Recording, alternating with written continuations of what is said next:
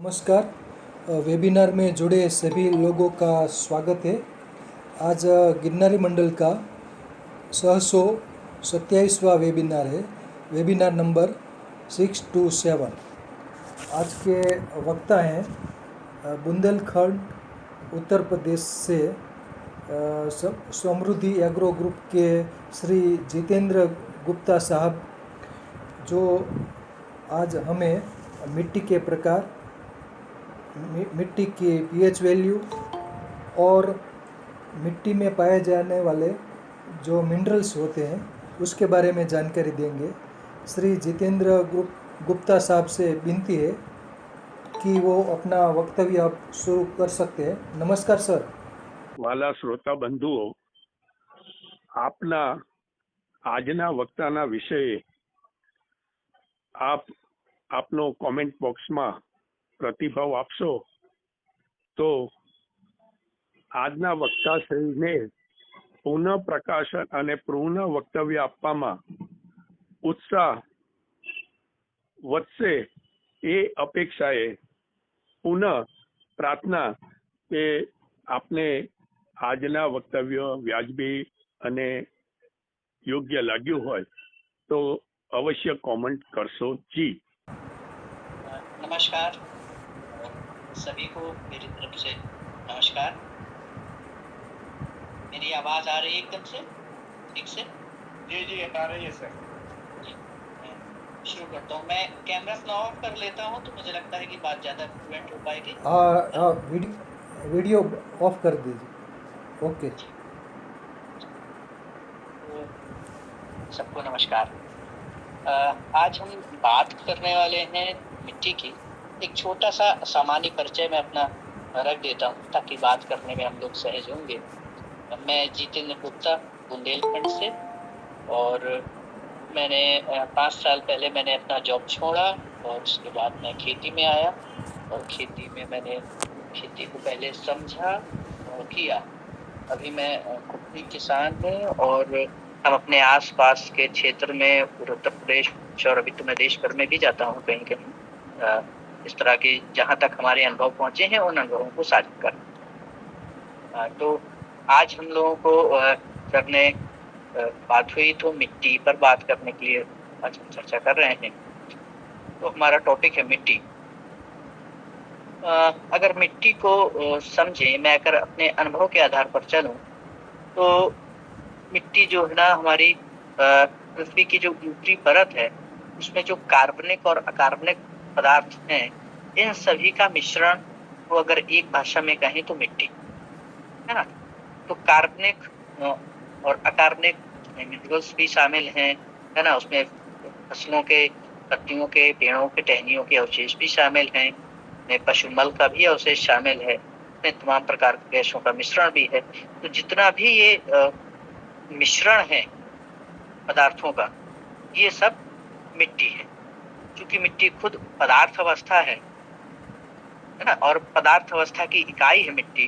तो पदार्थ 3 अवस्थाओं में होता है, उसमें ठोस, द्रव और गैस।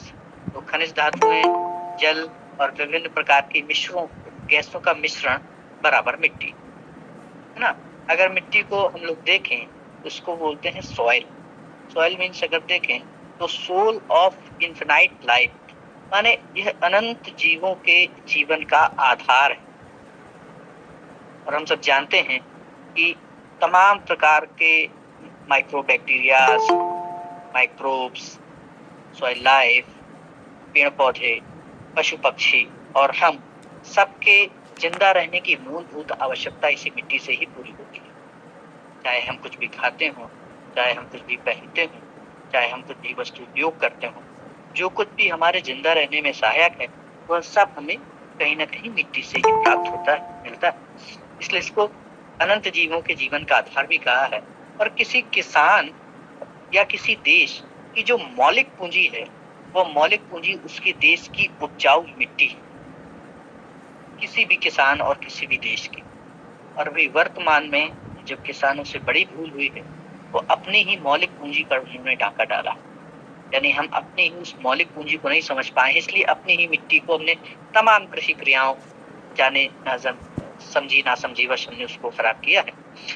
तो ये हमारी मौलिक पूंजी है। जितने भी हमें जीने के लिए पोषक तत्व चाहिए, 17 प्रकार के पोषक तत्व चाहिए, और यही 17 प्रकार के पोषक तत्व पौधों में भी होते हैं, उनको भी चाहिए, उन्हीं से हमारा भोजन भी आता है। तो इन सारे पोषक तत्वों का आधार भी वो मिट्टी है। एक भाषा में ये भी कह सकते हैं कि पोषक तत्वों का भंडार है मिट्टी। ये मिट्टी इतना सब धारण करती है, हमें देती है, हम उसमें फसलें ग्रो करते हैं, उससे हमारी जिंदगी चलती है, माने हम जीते हैं, हमें आवश्यकता है। और हम अभी जाने अनजाने, चाहे वो किसान हो या किसान नहीं भी है, हम सबका संबंध मिट्टी के साथ है ही। जब हम सबका संबंध मिट्टी के साथ है, उस मिट्टी को पहचानना हमारी आवश्यकता भी है, हमारी समझ भी है, हमारी बाध्यता भी है, हमारी मजबूरी भी है। समझना हम सबको पड़ेगा कि उसके स्वस्थ रहने की क्या प्रक्रिया है। तो ये मिट्टी हुई कि एक रिवाइज कर लेते हैं इसको, कि धरती की ऊपरी सतह में जो भी कार्बनिक या अकार्बनिक खनिज धातु हैं, इन सब का मिश्रण बराबर मिट्टी। मिट्टी की संरचना पे थोड़ी सी बात करते हैं कि मिट्टी में होता क्या है। तो अगर इसको सामान्य रूप से देखें कि एक आदर्श मिट्टी में कैसा होगा, तो हम आदर्श मिट्टी कह सकें, तो उसमें 25% हवा गैसेस, 25% उसमें पानी, 45% उसमें इनऑर्गेनिक पदार्थ यानी अकार्बनिक पदार्थ, खनिज धातु, मिनरल्स, और 5% बायोमास। ये आदर्श मिट्टी की संरचना है। तो किसी भी मिट्टी में मूल रूप से यही अनुपात पाया जाता है, ये तत्व पाए जाते हैं। कई बार जो मिट्टी का प्रकार बदलता है, हम आगे आएंगे कि मिट्टी कितने प्रकार की है, तो मिट्टी का प्रकार भेद इन तत्वों के अनुपात भेद से है। माने यदि इनका रेशियो कम ज्यादा होता है तो मिट्टी का प्रकार बदल जाता है। एक प्रकार के अनुपात में, माने वायु, माने हवा, पानी, खनिज पदार्थ और जैव पदार्थ के एक प्रकार के अनुपात में एक प्रकार के मिट्टी का प्रकार, इन्हीं चारों चीजों के एक प्रकार के अनुपात में दूसरे प्रकार के मिट्टी का प्रकार। मिट्टी के प्रकार भेद से, माने उसके प्रकार बदलने से उसकी गुण, उसके प्रॉपर्टीज भी बदलते हैं, उसका पीएच भी प्रभावित होता है, उसका उत्पादन भी प्रभावित होता है, और उसका आचरण, माने उसके साथ हम किस तरह की कृषि क्रियाएं करेंगे, ये भी डिपेंडेंट होता है मिट्टी के प्रकार से। तो ये बड़ा सवाल है किसानों के लिए और हम सब के लिए कि हम मिट्टी को पहचाने कैसे, ये कौन से प्रकार की है। और अभी ज्यादातर कई बार ऐसी गलती हो भी जाती है कि जब हम कोई खेत खरीदने जाते हैं तो किसी प्रकार की मिट्टी को हम देख करके, हम खाली खेत की मिट्टी देख करके उसके साथ सौदा भी कर लेते हैं, और उसके साथ जब जीने जाते हैं तो उसमें बड़ी मेहनत करनी पड़ती है, क्योंकि मिट्टी को उपजाऊ बनाना ये एक लॉन्ग टर्म प्रोसेस है और वो मिट्टी के प्रकार पर निर्भर करता है। मैं अपनी बुंदेलखंड से शुरू करता हूँ, क्योंकि हमारे यहाँ कितने प्रकार की मिट्टियां हैं, फिर हम और भी आ गया तो हमारे यहाँ बुंदेलखंड में मूलतः 4 प्रकार की मिट्टियां पाई जाती हैं। पहली मिट्टी की चर्चा करें तो पहली मिट्टी होती हमारे यहाँ, उसको कहते हैं राकड़ मिट्टी। राकड़ माने जिस मिट्टी में हमारे यहाँ ये पीली प्रकार की मिट्टी होती है, इसमें कैल्शियम या सिलेशियम के तत्व बहुत अधिक होते हैं। माने कंकड़ पत्थर जैसे आपको दिखते होंगे कई जगह, वो वाइट से रहते हैं, है ना, ये तत्व उसमें बहुत ज्यादा होता है। इसमें कार्बन कंटेंट बहुत कम होता है, और यदि इसका गुण देखें तो इसमें स्वाभाविक रूप से वनौषधियां, चारा, कटीली वृक्ष जैसे बबूल, कीकर, बेर इत्यादि टाइप के पौधे जो कटीले होते हैं, ये अधिक उगते हैं, और वनों औषधि के हिसाब से, लिहाज से ये मिट्टी बढ़िया होती है, और चारागाह के लिए यह मिट्टी उपयुक्त होती है, क्योंकि इसमें कुछ भी स्वाभाविक रूप से उगता है, और जो उगता है वो लंबे समय तक हरा बना रहता है, माने है ना। तो भूमि की जो पशु चारागाह बना जाते हैं हमारे क्षेत्र में, वो राकड़ मिट्टी पे अधिक पशु चारागाह बनाए जाते हैं। दूसरी हमारे यहाँ मिट्टी होती है पड़ुआ मिट्टी। यह मिट्टी पीली मिट्टी होती है, जिसको हम लोग दोमट मिट्टी भी कहते हैं, लोमी सॉइल। इसमें 40% सैंड होती है, 60% क्ले होता है, ये पीली होती है ना। इसमें मुख्य रूप से अगर इसका गुण, ये इसका पीएच हम देखें तो इसका पीएच मुख्य रूप से 5.5 से लेकर के 7.5 तक मिलता है, जो कि फसलों के लिए बेहतर है और उपयुक्त है। सबसे बेहतरीन मिट्टी हमारे क्षेत्र में ये मानी जाती है कि जिस भी खेत की मिट्टी पड़ुआ मिट्टी है यानी पीली मिट्टी है, ये सबसे बेहतरीन मिट्टी है, क्योंकि इसमें सभी प्रकार की फसलें ग्रो करना आसान होता है। मुख्य रूप से अगर देखें तो जो हम कंद वाली फसलें लेते हैं, जैसे लहसुन, मूली, गाजर, चुकंदर, आलू इत्यादि, ये फसलें इसमें बेहतरीन प्रकार से होती हैं। धान भी माने पैडी भी बहुत अच्छा होता है, गेहूं भी होता है, दलहनी फसलें भी बहुत अच्छी होती हैं, चना, मूंग, उड़द, अरहर, तिल, ज्वार सब कुछ होता है इस मिट्टी में। और अगर हरित क्रांति को देखें तो हरित क्रांति के जो सबसे अधिक प्रयोग हुए इसी पीली मिट्टी पर हुए। इसको पड़ुआ मिट्टी, हमारे यहाँ लोकल भाषा में इसको हम लोग पड़ुआ मिट्टी कहते हैं। ये पीली मिट्टी पूरे देश में पाई जाती है और ये गांव के या किसी क्षेत्र विशेष में कुछ भाग में पड़ुआ मिट्टी, कुछ भाग में अलग मिट्टी इस रूप में भी होती है। अगली मिट्टी है काबर मिट्टी, जिसको हमारे यहाँ काबर कहते हैं, इसको क्ले कहते हैं। ये मिट्टी में बालू और पत्थर के कण बिल्कुल ना के बराबर होते हैं। ये पीली और काली मिट्टी के मध्य की मिट्टी है, माने हल्के भूरे रंग की मिट्टी। इसमें ह्यूमस अधिक मात्रा में होता है। ये मिट्टी बेहतरीन प्रकार की उपजाऊ है और इसका यदि प्रबंध देखें तो पानी को धारण करने की क्षमता इसमें पड़ुआ मिट्टी की अपेक्षा में बढ़ जाती है। उधर हमने राकड़ मिट्टी को देखा था, जो पहली मिट्टी थी, उसमें पानी जल धारण क्षमता सबसे कम थी। फिर उससे थोड़ी सी अधिक पड़ुआ मिट्टी माने पीली मिट्टी में आई, फिर उससे अधिक काबर मिट्टी में आई। इसमें जब जैसी पानी ठहरता है तो ह्यूमस अधिक बनने लगता है, ये उपजाऊ होती है। यह मुख्य रूप से धान, चना मतलब खरीफ में धान, रबी में चना, अलसी, सरसों, गेहूं, जौ इत्यादि के लिए बढ़िया प्रकार की मिट्टी है। इसमें प्याज और तमाम प्रकार की सब्जियां भी बहुत अच्छा, गन्ना भी इसमें बहुत अच्छा होता है।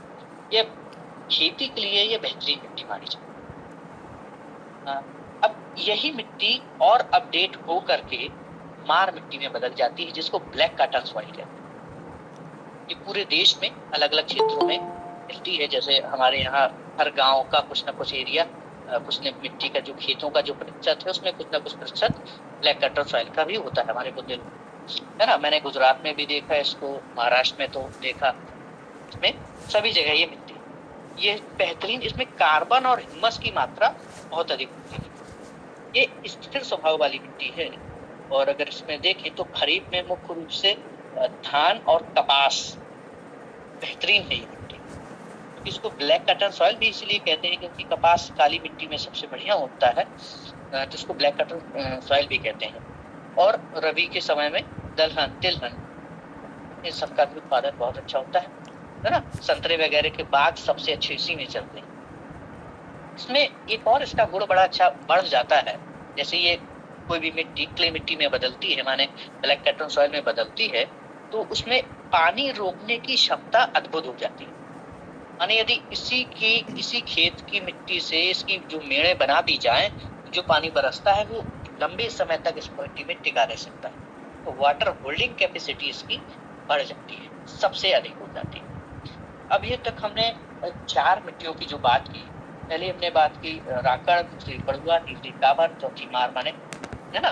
तो राकड़ मिट्टी अगर देखें तो इसमें जल धारण क्षमता सबसे कम होती है। पानी बरसेगा, बह के निकल जाएगा, है ना, या परकुलेट हो जाएगा। ये ऊपरी सतह पर पानी को नहीं रोक सकती, या तो परकुलेट हो जाएगा या तो बह के निकल। हम उसके आगे गए तो हमने सैंडी सॉइल को लिया, है ना, जिसको पड़ुआ मिट्टी भी कहते हैं, कहीं कहीं इसको दोमट मिट्टी भी कहते हैं, लोमे मिट्टी भी कहते हैं।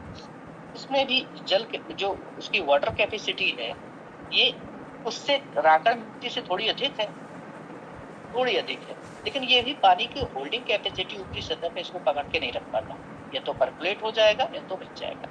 उससे ज्यादा वाटर होल्डिंग कैपेसिटी काबर मिट्टी की है, यानी क्ले सॉइल की है, और उससे ज्यादा वाटर होल्डिंग कैपेसिटी मार माने ब्लैक कॉटन सॉइल की है। तो हमारे यहाँ जब हम लोग इधर काम कर रहे हैं, अपने यहाँ पे काम करते हैं, कुछ अनुभव भी इसके साथ आए, उसको भी मैं जोड़ता हूँ। लेकिन इससे पहले मैं 2 मिट्टियों का और चलता है। तो एक प्रकार की मिट्टी को हम कई बार जलोढ़ मिट्टी भी कहते हैं, जिसको मैंने कई बार, जो नदियों का किनारा है, नदियों का जो किनारा है, उसको कई बार खादर के रूप में भी पहचानते हैं। ये खादर का ये वाला भाग है, खादर का ये वाला भाग है। उसमें जो मिट्टी, जो नदियां जो मिट्टी बहा करके लाती हैं अपने किनारों पर, उसको बेसिकली जलोढ़ मिट्टी कहते हैं, खादर मिट्टी भी कहते हैं। इसमें मिनरल्स की मात्रा बहुत अधिक होती है, लेकिन कार्बन और ह्यूमस ना के बराबर होता है। पानी को ऊपरी सतह पर रोक सकने में ये मिट्टी बिल्कुल एक प्रकार से अक्षम मिट्टी है ना। इसमें वाटर होल्डिंग कैपेसिटी बिल्कुल ना के बराबर है ना। लेकिन मिनरल्स की मात्रा अधिक है, इसलिए इसमें सब्जियां बेहतरीन प्रकार की होती हैं। आप जो भी इस प्रकार की सब्जी जो सैंड में, जैसे तरबूज है, वाटरमेलन है, खरबूज है, लौकी, कद्दू, माने जो लता वर्गीय सब्जी है, ये सबसे बेहतरीन सब्जी हमारे इसमें जलोढ़ मिट्टी में होती है। इसमें कार्बन कम होता है, लेकिन बाकी चीजें, मिनरल्स की मात्रा बहुत अधिक होती है। चूंकि नदी का पानी, नदी बहुत लंबा ट्रेवल करके आती है कहीं से भी, उसके पानी में तमाम प्रकार के मिनरल्स खुले होते हैं, वो मिनरल्स इस मिट्टी में आ जाते हैं। इसका पीएच औसत रूप से 6 से 9 के बीच में मिलता है। 5.5 से 9 के बीच में मिलता है, जो कि सभी प्रकार की फसलों के लिए ठीक है। क्योंकि कुछ मिट्टियां कुछ अम्लीय स्वभाव की भी होती हैं, और कुछ मिट्टियां कुछ क्षारीय स्वभाव, कुछ फसलें क्षारीय स्वभाव की भी होती हैं। कुछ क्षारीय स्वभाव वाली फसलें भी हो जाती हैं, अम्लीय स्वभाव वाली फसलें भी हो जाती है ना। और एक हमारे बुंदेलखंड में एक और प्रकार की मिट्टी मिलती है, जो हल्की सी लाल होती है, उसको रेड सॉइल कहते हैं। उसमें लौह पदार्थ की मात्रा अधिक बढ़ जाती है, और साथ में सैंड अधिक होता है। उसमें क्ले ना के बराबर होता है। सैंड और लौह माने आयरन मेटल, इसकी मात्रा अधिक होती है, जिसकी वजह से वो मिट्टी लाल भी होती है। इस प्रकार की मिट्टी में हमारी फसलें बहुत अच्छी नहीं होती हैं, लेकिन कुछ प्रकार की सब्जियां और बाग ये अच्छे से विकसित होते हैं। इसकी भी वाटर होल्डिंग कैपेसिटी ना के बराबर है। ये इस प्रकार की मिट्टियां जो मुख्य रूप से पाई जाती हैं। अब मिट्टियों में एक और उसकी मिट्टियों के प्रकार का एक और आधार जांच लेते हैं कि इसमें जो, इसको कणों के आधार पर भी हम वर्गीकृत कर सकते हैं कि किस प्रकार की मिट्टी में किस प्रकार के कण पाए जाते हैं। तो ये कणों के आधार पर भी मिट्टी का जो है प्रकार बदल जाता है, कि जहाँ बिल्कुल 0.002 mm से भी कम है, इसको ब्लैक बॉटम सॉइल माने। जो क्ले का, जो हमारे सैंड का बेसिकली जो चट्टानों का जो अपरदन होता है, चट्टानों का जो इरोजन होता है, फाइनली मिट्टी उसी से बनती है। अब उस इरोजन के क्रम में किस तरह का इरोजन हुआ है, उसके जो पार्टिकल्स हैं वो कितने बड़े या कितने छोटे हैं, इसी के आधार पर, इसी के प्रकार पर मिट्टी का प्रकार दिखाई देता है। तो 0.002 mm से भी कम जो रहता है, उसको ब्लैक कटर सॉइल की कैटेगरी में डालते हैं। 0.002 से 0.02 इसको गाद, जैसे जो जलोढ़ मिट्टी जो आती है, जो सैंड सॉइल बन जाता है ना, पड़ुआ जिसको कहते हैं, पीली मिट्टी है ना। और जो प्योर सैंडी सॉइल होती है, जैसे इसको 0.02 से 0.2 mm तक, ये जिसके कणों के आधार पर हम इसको इस प्रकार से भी देख सकते हैं। ये हमारे मुख्य रूप से जो है मिट्टी के प्रकार हैं। मिट्टी के प्रकार भेद से उसकी गुणवत्ता का भेद है, माने उसके गुणों का भेद है। उसके गुणों के भेद से उसके फसलों का चयन का भेद है। माने जब हम मिट्टी के प्रकार पहचानते हैं, तब हम उस मिट्टी के अनुसार व्यवहार कर पाते हैं मिट्टी के साथ, और अपनी फसलों को तय कर पाते हैं कि हमें किस प्रकार की मिट्टी में किस प्रकार की फसलों को लेना।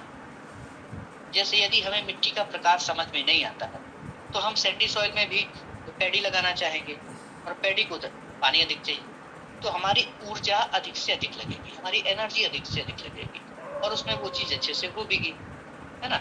या हम कोई ऐसी चीज हम ब्लैक पैटर्न सॉइल में लगा देते हैं जिसको पानी नहीं चाहिए है, और उसमें पानी रुकता है, तो वो खराब हो जाएगी। तो मिट्टी के प्रकार से हम अपने खेतों का में जो फसलों का डिजाइन है, उसको तय कर पाते हैं, उसके साथ व्यवहार कर पाते हैं, और जिस प्रकार की मिट्टी उस प्रकार की फसल को लेकर के उसके साथ व्यवहार करना सीखते हैं। हाँ, ये मिट्टियों के प्रकार से उसकी जो है फसलों का प्रकार। अब इसके जो है एक और कुछ चीजें इसमें समझते हैं कि किस प्रकार के फल या किस प्रकार की सब्जियां किस प्रकार की मिट्टी में बेहतर से होती है। तो जो एक पीएच की बात आती है मिट्टी में कि मिट्टी का स्वस्थ मिट्टी का पीएच कितना हो। तो किसी भी चीज की यदि स्वच्छता को देखते हैं वैसे पीएच के आधार पर उसमें 7 देखते हैं ना, पीएच 7 में ऊपर होता है। 7 से यदि कम है मिट्टी, यानी 7 से पीएच उसका कम है तो मिट्टी अम्लीय हो। यदि 7 से ऊपर है पीएच उसका 7.5, 8, 9, 10 तो मिट्टी की गुणवत्ता है वो है क्षारीय है, उसका जो स्वभाव है वो क्षारीय है, एसिडिटी। तो अधिक अम्लीय या अधिक क्षारीय में मिट्टी सरवाइव नहीं करती है, माने हमें जो उसके साथ फसलों के रूप में सर्वाइवल उसका देखना है तो उसके साथ सर्वाइवल नहीं बनता। उसका सर्वाइवल एक संतुलन में बनता है, माने अम्लीयता का और क्षारीयता का एक संतुलन बना रहे। उस संतुलन के क्रम में जिस प्रकार की फसलें, कुछ हम उसी प्रकार की फसलें भी डिजाइन करते हैं, और ना अधिक क्षारीय रहे ना अधिक वो अम्लीय रहे, इसके लिए हम मिट्टी के बैलेंस को, माने उसकी फर्टिलिटी को मेंटेन करने के लिए उसके साथ व्यवहार करते हैं। तो वो बाई कंपोस्ट बेहतरीन प्रकार से मिट्टी को बफे करता है। यदि फिर भी किसी खेत की मिट्टी अम्लीय अधिक है तो हम लोग चूने का प्रयोग करते हैं, माने उस चूने को हम अपने कंपोस्ट के साथ मिला करके भी दे सकते हैं, या उस चूने के पानी का बहाव, माने चूने को बुझा करके जो उसका पानी निकलता है तो जब भी हम इरिगेशन करें उस समय उसको चलाते हैं तो हम अम्लीयता को कम करते हैं। इसी प्रकार क्षारीयता है, क्षारीयता को दूर करने के उसके अपने तरीके हैं, तो हम जिप्सम का प्रयोग करते हैं। जब कहीं भी मिट्टी क्षारीय हो जाती है, जैसे कि समुद्र के किनारे की मिट्टी में नमक अधिक मिलता है ना, या जिस तरफ या जिन भी खेतों में पिछले 30-40 वर्षों में जो रासायनिक खेती का बिल्कुल केंद्र रहे हैं और जिसमें लगातार यूरिया डीएपी कई गुना मात्रा तक डाली गई है, तो जैसे ही यूरिया या डीएपी या कोई भी अन्य रासायनिक खाद डालते हैं तो उसमें जो तत्व होता है वो पौधा ले लेता है। मिट्टी के हिस्से में तो नमक ही जाता है, और लगातार किसी चीज में नमक जाएगा तो उसका स्वभाव भी क्षारीय हो जाता है। उस क्षारीयता को दूर करने के लिए हम जिप्सम का प्रयोग, सल्फर का प्रयोग कर सकते हैं ना। जिप्सम भी सहज रूप से उपलब्ध मिल जाता है। सल्फर के लिए सबसे बेहतरीन है इसमें तिलहनी फसलें उगाई जाएं, या जो हमारे पास तिलहन आता है उसका जो खल निकलता है, जैसे हमारे यहाँ जो सरसों होता है उस सरसों का खल में बेहतरीन प्रकार का सल्फर होता है। तो जब भी हम खेती कर रहे हैं, खेती की प्रक्रिया कर रहे हैं, उसमें उस खल को कूट करके कंपोस्ट के साथ मिला करके खेत में फेंक देते हैं, या उसके पानी का स्प्रे लगातार हम फर्टिलाइजर के साथ चलाते रहते हैं, तो इससे जमीन का सल्फर भी बढ़ता है, और जब सल्फर बढ़ता है तो क्षारीयता को अपने आप कम करता है। मिट्टी क्षारीय है या अम्लीय है इस बात से फर्क नहीं पड़ता है, हमें उसके क्षारीयता और अम्लीयता को बफे करना आता है, इस बात से फर्क हम किसान को पड़ता है। ये मिट्टी की क्षारीयता और अम्लीयता की कुछ बात हुई। अब इसमें कुछ मिट्टियों का स्वभाव अलग अलग होता है, उसके आधार पर जब हम मिट्टियों के प्रकार को एक नए आयाम में देखते हैं, यानी जब हम खेती करने जाते हैं तो हम खेती करने में हमें पशुपालन की भी आवश्यकता है, हमें सब्जियों की भी आवश्यकता है, हमें फलों की भी आवश्यकता है, हमें दलहनी चीजों की भी आवश्यकता है, और हमें कुछ प्रकार के मेडिसिन की भी आवश्यकता है। तो एक प्रकार के खेत में सभी प्रकार की चीजें करना पूरी तरीके से प्रैक्टिकल नहीं होता है। तो जब हमारे पास मिट्टी का प्रकार आपको पता है कि हमारे 4 खेत में इस खेत का स्वभाव ऐसा है, उस खेत का स्वभाव ऐसा है, तो उसके आधार पर हम अपनी फसलों को शिफ्ट कर देते हैं, है ना। कुछ फसलों में अम्लीयता और क्षारीयता भी होती है, जैसे आलू कुछ अम्लीय प्रकार की खेती में बेहतर से होता है हमारी मिट्टी में। तो जो भी सैंडी सॉइल उपलब्ध है कहीं भी पूरे देश में, उस प्रकार में की मिट्टी में आलू का उत्पादन सबसे बढ़िया होता है ना। सैंडी सॉइल में पोटाश की और फास्फोरस की मात्रा रिच होती है, लेकिन नाइट्रोजन और कार्बन कम होता है। ये सैंडी सॉइल की विशेषता है। इसीलिए हम जब देखते हैं, हम अपने जब भी ये आपके बुंदेलखंड के पास में जब देखते हैं कि हमारे यहाँ पे एक क्षेत्र ज़्यादा दुआबा है, माने गंगा वहाँ से निकलती है तो उसमें वो उसकी जो मिट्टी आई और धीरे-धीरे किसी कालक्रम में अब वो पडुआ मिट्टी में बदल गई। तो ये हमारे क्षेत्र का आलू का प्योर इलाका है। उसमें पोटाश की मात्रा बहुत अच्छी है, लेकिन कार्बन और नाइट्रोजन ना के बराबर है। उसी तरह से सभी जगह पर तो मिट्टी मौलिक रूप से यदि समझे तो चट्टानों का अपघटन से प्राकृतिक क्रियाओं द्वारा ये तैयार होती है। ये हजारों वर्षों का एक प्रोसेस है मिट्टी का। ये हमारे हाथ में भी नहीं है, प्रकृति प्रदत्त विधि द्वारा ही तैयार होती है। मिट्टी को उर्वर बनाना ये हमारे हाथ में, हमारे इसकी समझ रखते हैं और इसको बनाने के लिए प्रयास कर सकते हैं। मौलिक रूप से हमें मिट्टी उर्वर मिली है। मिट्टी का एक तो ये बात हुई कि एक मौलिक रूप से चट्टानों के चरण चलते हैं। अब मिट्टी में अम्लीयता, क्षारीयता या उसका गुण भी उसी चट्टानों पर निर्भर करता है कि किस प्रकार की चट्टानों में से ये टूट करके बने हैं या उसके नीचे या उसके आसपास में किस प्रकार की चट्टानें हैं।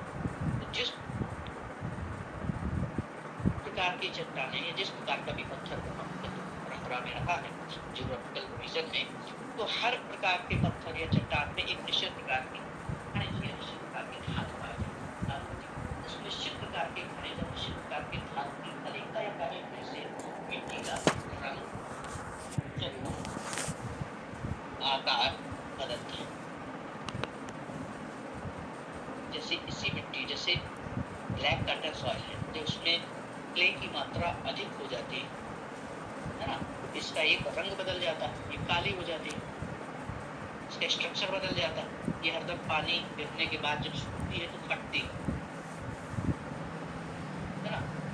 इसको देख करके भी पहचान सकते हैं, छू करके भी पहचान सकते हैं, इसकी खुशबू से, इसको हाथ में ले करके इसमें थोड़ा पानी डाल के इसकी खुशबू से पहचान सकते हैं कि मिट्टी कौन सी है ना। अभी कोई कह भी रहे थे कि बड़ी धीमी बारिश हो रही है, मिट्टी की खुशबू आ रही है। मिट्टी की अपनी भी एक खुशबू है और कई बार मिट्टी जिस मिट्टी को देख रहे हैं या जिसके संपर्क में है उसमें जो भी धातु या खनिज पदार्थ अधिक या कम ज़्यादा कम मात्रा में मौजूद है उसके आधार पर भी उसका रंग या उसका टेक्सचर बदलता है। उसके आधार पर जब रंग, उसका टेक्सचर बदलता है, उसका कलर बदलता है, इसके आधार पर हम ये तय कर पाते हैं कि किस प्रकार की खनिज पदार्थ की या किस प्रकार की धातु की कमी है। तब उस प्रकार की धातु की अधिकता या कमी होने पर हम उस प्रकार की कंपोस्टों का तैयार करके मिट्टी को फर्टाइल और मिट्टी का जो एक सर्टेन रेशियो है जिसको हम एक एवरेज कहेंगे, इसमें हम कुछ भी कर लें, इस तरह से उसको बनाने में मदद करते हैं। ये भारत में अगर मिट्टी को देखें तो एक प्रकार की जलोढ़ मिट्टी, माने एलिबल मिट्टी ने चर्चा की जो नदियों में साथ लाती है, उसको कई बार गाद भी बोलते हैं। जैसे हमारे यहाँ जो तालाब होते हैं, जो पॉन्ड होते हैं, जब ये पॉन्ड अपने आप सूख जाते हैं या किसी विधि द्वारा इसका पानी इरिगेट करके उसको सुखा लिया जाता है तो उसकी जो नीचे की मिट्टी बची रहती है उसको भी हम लोग गाद बोलते हैं और उसको बोलते हैं कि ये सबसे बेहतरीन प्रकार की खाद हो गई। माने अब ये इतनी फर्टाइल है कि इस गाद को उठा करके हम अपने खेत में डाल देंगे तो वो मिट्टी भी इसके साथ फर्टाइल हो जाएगी। जो नदियों से जो बह करके आती है ये सबसे बेहतरीन प्रकार की फर्टाइल मिट्टी है ना। यही मिट्टी में लगातार सूर्य का संपर्क, उनके संपर्क में मिनरल्स, कार्बन मिलता है तो दोमट में बदल जाती है, जिसको अपनी पीली मिट्टी, भुरवा मिट्टी भी बने। इसमें पोटाश की मात्रा ठीक ठाक होती है लेकिन कार्बन और नाइट्रोजन की मात्रा कम होती है ना। यही मिट्टी में जब लगातार पानी जाता है, इसकी क्रियाएं होती हैं, पानी जमने लगता है, ये मिट्टी क्ले में बदल जाती है, माने हमारे यहाँ इसको काबर कहते हैं। और यही काबर मिट्टी में और पानी लगातार जब कई वर्षों तक जाता रहता है, उसमें जमता रहता है तो इसका टेक्सचर ब्लैक एंड हो जाता है। तो मुख्य रूप से मिट्टी एक ही है। अब मिट्टी के जितने भी प्रकार बनते हैं उसके आगे की जो डेवलपमेंट के जो प्रोसेस है, इस डेवलपमेंट के प्रोसेस को हम अपने मिट्टियों का प्रकार भी हमने समझे। मिट्टी मौलिक रूप से एक ही तत्व है, एक ही पदार्थ है, मिट्टी जैसे उसकी स्ट्रक्चर संरचना है, लेकिन उसी के डेवलपमेंट होते में एक ही प्रकार की मिट्टी बनती चली जाती है। ये मिट्टी की हमारी बात है ना। पास समझने लायक और है तो इसको भी समझ लेते हैं, है ना, कि जिस प्रकार की भी मिट्टी किसी भी क्षेत्र में पाई जाती है, उस क्षेत्र में का जो पूरा अपना एक तंत्र है, माने उसकी जो सॉइल लाइफ है, उसकी जो माइक्रोब्स हैं, उसकी जो क्रॉप डिजाइन, ये भी उस क्षेत्र की मिट्टी के आधार पर तय होता है। जैसे जब मैं नागपुर की तरफ से एक बार ही निकला, महाराष्ट्र नागपुर जाने का मौका मिला, या जब गुजरात अभी जाते हैं तो निकलते हैं तो ये रूट लेके आते हैं, तो बीच में कुछ जगह पे हमको ना लगातार सोयाबीन और संतरे की बाग दिखाई देती है और कपास दिखाई देता है। तो वो पूरा का पूरा एरिया 100 किलोमीटर का, या ये पूरा का पूरा एरिया ब्लैक कवर साइड का है। तो वहाँ पे या तो कपास दिखाई देता है, या तो संतरे वगैरह दिखाई देते हैं, है ना, या तो रबी सीजन में या तो सोयाबीन दिखाई देती है, या तो जब कभी बारिश में वहाँ धान होता है। इस तरह से एक एरिया हमारे तरफ वाला जो एरिया है, हम बुंदेलखंड और तरफ जब जाते हैं तो जो गंगा का किनारा है पूरा, इसको लेके चलते हैं तो इधर पूरे के पूरे में आलू या कंद वाली सब्जियां अधिक मात्रा में दिखाई देती हैं, है ना। ये पूरी पीली मिट्टी का चित्र, और बाग सबसे बेहतरीन इसी मिट्टी में डेवलप होते हैं। यदि किसी को बाग तैयार करना है तो बाग के लिए सबसे बेहतरीन मिट्टी पड़ुआ मिट्टी मानी जाती है, क्योंकि इसमें सैंड और क्ले का जो रेशियो होता है, जो अनुपात होता है, ये लगभग बराबर होता है। और जब सैंड, क्ले, कार्बन और ह्यूमस का एक निश्चित रेशियो बनता है, इसी को पड़ुआ कहते हैं। तो ये अधिक उपजाऊ भी होती है, कृषि क्रियाओं के लिए अधिक सरल भी ये मिट्टी होती है, और कोई भी फसल ग्रो हो सकती है इस मिट्टी में। और इसके नीचे जब सैंडी सॉइल है माने हमारी, उसमें सनलाइट ज़्यादा ट्रैवल करती है अंदर तक। तो जितने अंदर तक सनलाइट ट्रैवल करती है किसी भी मिट्टी की, उसके अंदर तक की जीवित अपनी बनती है। और पेड़ पौधों की जड़ें नीचे ही सर्वाइव करती हैं, यानी जिसकी जो टैप रूट होती है नीचे जाती है, तो इसमें पेड़ों को फैलने का पूरा मौका मिलता है इस प्रकार की मिट्टी में। इस प्रकार की मिट्टी में लगभग सारे प्रकार के पेड़ हो जाते हैं। यही अगर देखें तो जो हमारी राकड़ मिट्टी है, जिसको हमने कहा कि जिसमें बहुत अधिक प्रकार के जो है वाटर होल्डिंग कैपेसिटी नहीं है, ये चारागाह के लिए उपयुक्त मिट्टी, इसमें जो हमारी कटीले प्रकार के पौधे हैं, कोई भी कटीला प्रकार, जैसे हमारे यहाँ बबूल होता है ना, बबूल होता है, या कीकर होता है, या और भी कोई भी कटीला पौधा देख लें, जो भी जिस क्षेत्र एग्रोक्लाइमेटिक जोन में पाया जाता है, उस एग्रोक्लाइमेटिक जोन का वो पौधा इस प्रकार की मिट्टी में अधिक उपयोगी है। यदि मिट्टी थोड़ी सी अम्लीय भी है, जैसे इसका पीएच ऑलरेडी कम ही होता है अम्लीय होता, तो इस प्रकार की मिट्टी में जो अम्लीय प्रकार के पौधे हैं, यानी जिसका फल खट्टा होता है, इस प्रकार के, जैसे उदाहरण के लिए नींबू, तो नींबू या इस प्रकार के, या करौंदा जैसे जिसको चेरी भी बोलते हैं, इस प्रकार के पौधे इस प्रकार की मिट्टी में अधिक सर्वाइव करते हैं, यानी इसका सर्वाइवल रेट बढ़ जाता है। तो मिट्टी के अनुपात में माने उसके जो तत्व है, जो संरचना है, माने उसका गैसों का जो मिश्रण है, जो कार्बनिक और अकार्बनिक पदार्थों का मिश्रण है, खनिजों का मिश्रण है, तत्वों का मिश्रण है, इसके अनुपात बदलने से मिट्टी का प्रकार भी, और मौलिक रूप से इस बात के लिए कि मिट्टी एक ही प्रकार की है, उसका जो परिवर्तित रूप है, जो या उसका जो अपडेट होने का जो एक क्रम है, कि धीरे धीरे उसमें पानी टिकता है, उसमें सनलाइट लगती है, गोबर जाता है, जीवाश्म जाता है ना। किसी भी मिट्टी में लगातार जीवाश्म, पानी और सनलाइट मिलती रहती, तो वही मिट्टी अपना स्वरूप, उसका गुण धीरे धीरे चेंज होता है। तो जिस क्रम में वो गुण चेंज होता है, उसी क्रम को हमने बोला मिट्टी का प्रकार। ये कुछ चीजें हम लोगों ने इस मिट्टी के बारे में रखी हैं।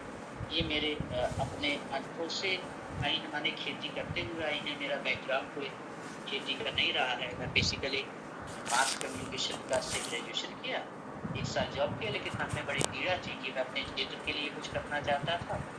और किसानों के यहाँ, हमारे यहाँ से बड़ी समस्या थी, बुंदेलखंड से बहुत पलायन होता था, तो बड़ी पीड़ा भी रहती थी कि हम क्या करें, कुछ तो करें। तो ईमानदारी से जीने के शौक में और नेचर के साथ जीने के शौक में हमने नौकरी को रिजाइन किया, वापस लौटे और प्रेमचंद जी के साथ खेती करना शुरू किया, समझना शुरू किया। उस समझने के क्रम में जो भी चीज़ें मुझे समझ में आई हैं, मैंने आप सब लोगों के सामने उसमें रखा है। यदि उसमें मुझसे गलती हो आप भी करें, तो आप उसमें कुछ जोड़ना चाहते हैं तो आपका स्वागत है। यदि कुछ ऐसा समझ में ना आया हो जो मेरे द्वारा बात कही गई है, उसमें आप कोई प्रश्न रखना चाहें, ये आपका स्वागत है। बहुत बहुत धन्यवाद श्री जितेंद्र गुप्ता साहब का, जिन्होंने मिट्टी के प्रकार के बारे में अच्छी जानकारी दी, पीएच वैल्यू के बारे में और सॉइल स्ट्रक्चर के बारे में भी अच्छी जानकारी दी। मैं पुरोहित साहब से विनती करता हूँ कि 2 शब्द कहें। हाँ, नमस्कार सर।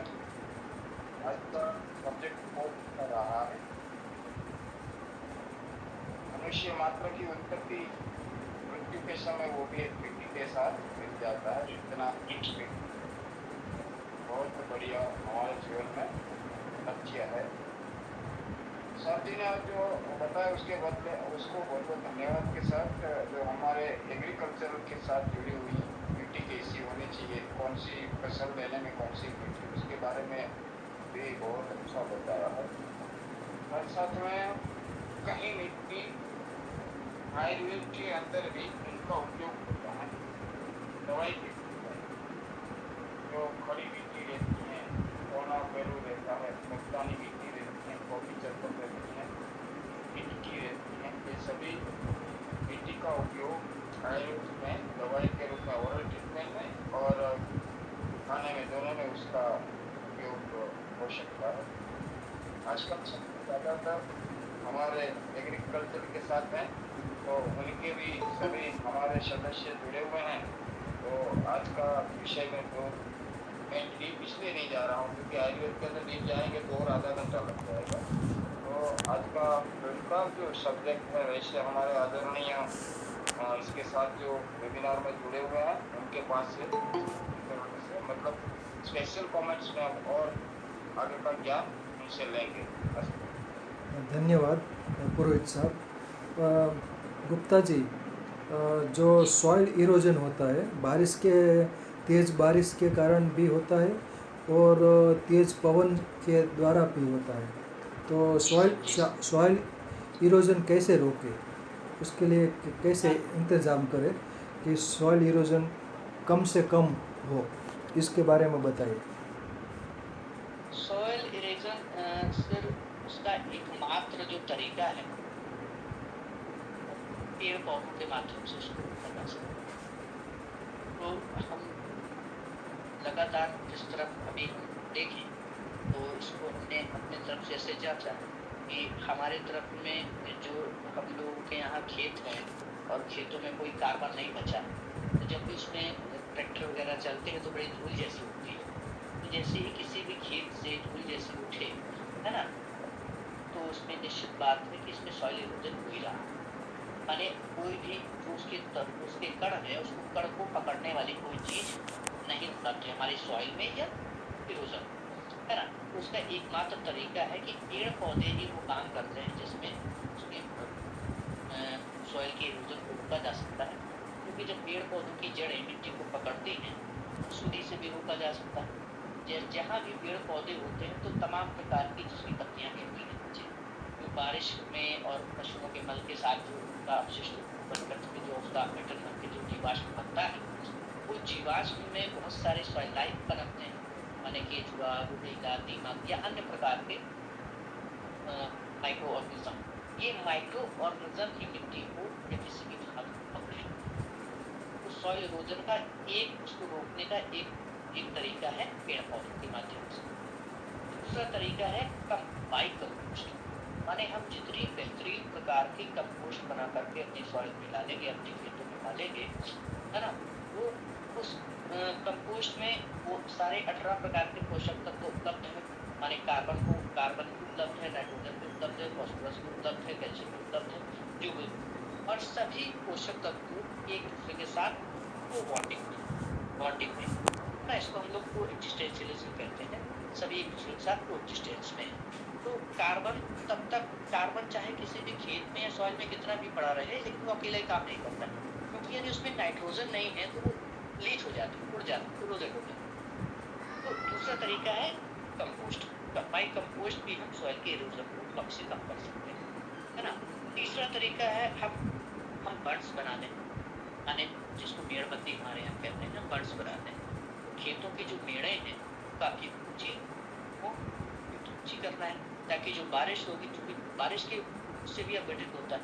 तो हम लोगों ने एक उसका तरीका ये भी निकाला कि हमारे यहाँ जो खेत है, तो हर खेत पर एक तालाब या कोई भी छोटी वाटर बॉडी का निर्माण करते हैं, है ना? तो यदि मिट्टी बह के जाती भी है तो उस वाटर बॉडी में चली जाती है। वो वाटर बॉडी से हम पानी इरिगेट करते हैं, तो जब भी सूखता है तो उसकी जो गाद होती है उसको फिर से उठा के खेत में डाल देते हैं।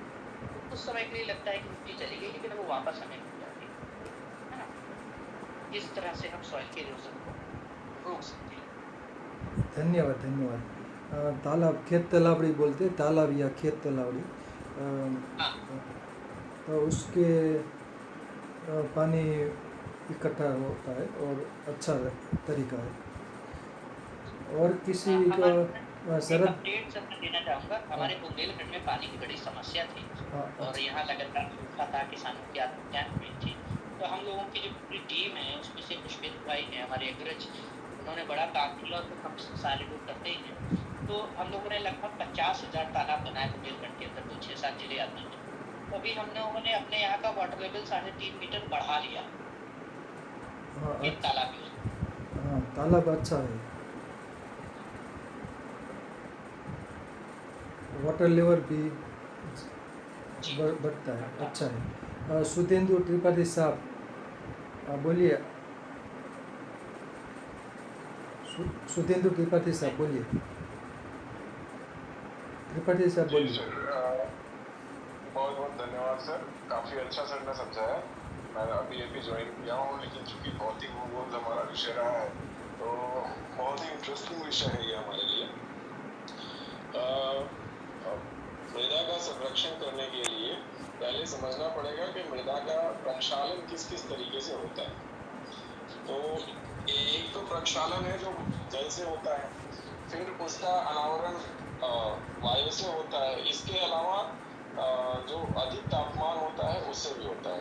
और मृदा का संरक्षण करने के लिए जब तक नमी रहती है तब तक मृदा कभी भी टूटती नहीं है।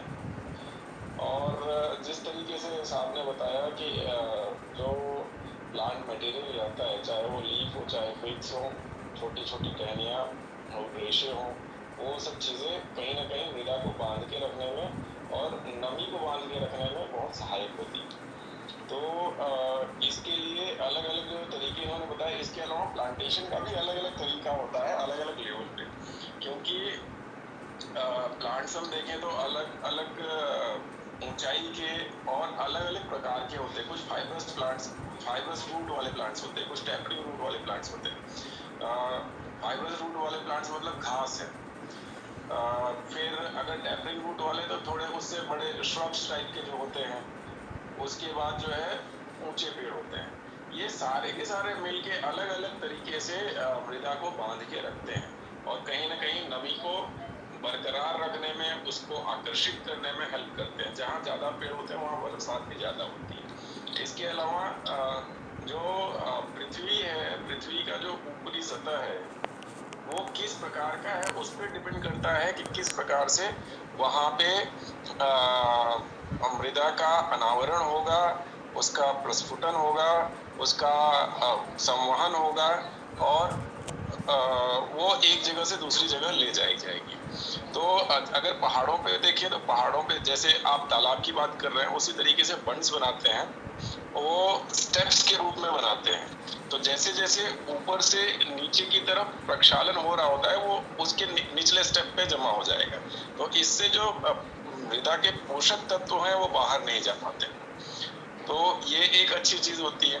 उसके अलावा प्लांटेशन तो है ही, हर जगह पे प्लांटेशन किया जाता है। बंड्स के आसपास प्लांटेशन किया जाता है, मतलब जो मेड़ होती है मेड़ी पे प्लांटेशन करते हैं ताकि उस हिसाब से वो नीचे न पाए। घास फूस भी लगाते हैं कई बार। और ये देखा जाए तो अलग अलग तरीके से इस तरीके से ये चीज़ें की जा सकती हैं। कई बार मिट्टी और पत्थर की, जैसे आप देखें राजस्थान में आप जाएंगे तो लोग खेत के बाड़ पे पत्थर रखते हैं। तो पत्थर की दीवार बनाते हैं।